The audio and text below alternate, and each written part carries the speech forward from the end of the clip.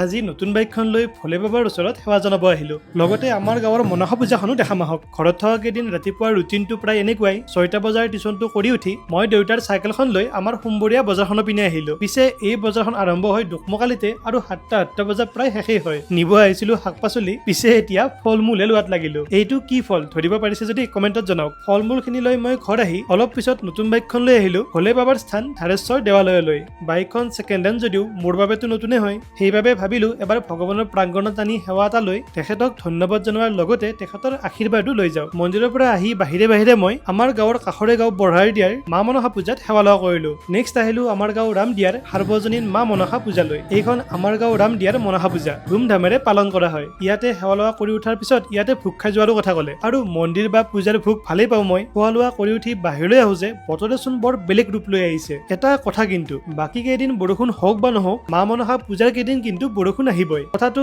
হয়নে নহয় ক'বচোন।